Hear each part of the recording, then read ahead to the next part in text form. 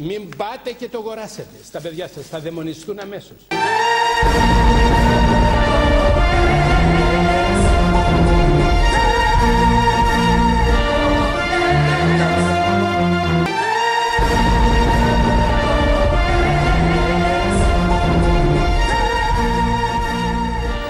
Έχει ολόκληρο διάβολο μέσα εδώ. Ο διάολος στην ψυχή του έχει σκλαβώσει, το μυαλό του έχει θολιάσει. Εδώ μέσα έχει ολόκληρο διάβολον. Τρούχες δεν έχει τίποτα, τρούχες δεν έχει τίποτα. Εδώ μέσα έχει ολόκληρο διάβολον. Τρούχες δεν έχει τίποτα, τρούχες δεν έχει τίποτα. Έχει ολόκληρο διάβολο μέσα εδώ. Εδώ μέσα έχει ολόκληρο διάβολον. Τρούχες δεν έχει τίποτα, τρούχες δεν έχει τίποτα. Εάν εγώ του αγγίσω, θα μιλά τώρα. Σε προστάζω, είμαι εγώ του σκότους ο αφένης. Απόψε είναι το Σαββατιάνο μου πάρτι. Και προσέξτε, είναι ολόκληρος κόλασης μέσα σε αυτό το πράγμα. Άσε με να φύγω αν θέλεις να σωθείς, στην κόλαση που ζω και εσύ να μην καείς.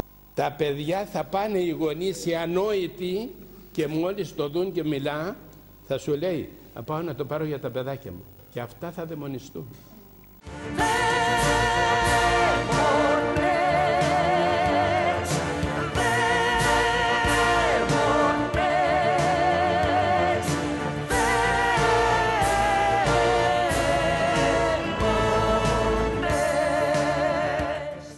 Θα δαιμονιστούν αυτά τα παιδιά.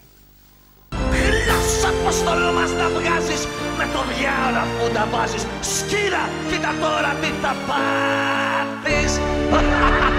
Κοίτα!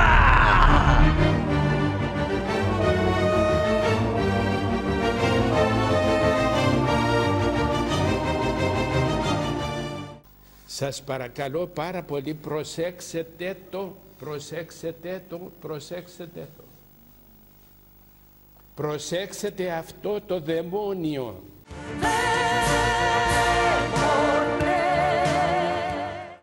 Το νέο δαιμόνιο.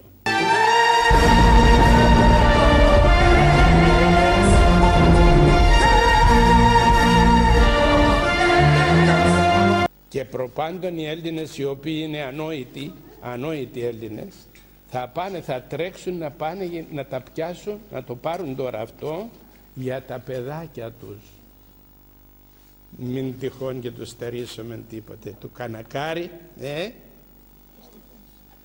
για να τα έχουν να ασχολούνται, και αυτό θα μιλάει και θα τους... Ξέρετε τι βγάζει από μέσα του αυτό? Βγάζει κρότους.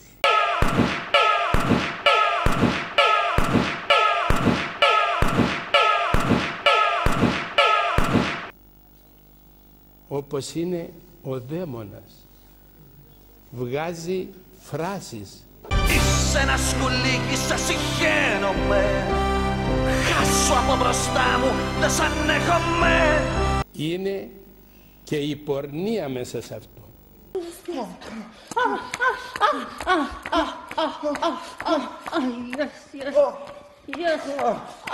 Φτάνει τα λόγια που σας είπα. Φτάνει ότι ο Χριστός κατέβηκε από τους ουρανούς για να μας σώσει. Τούτο είναι ο Αντίχριστος.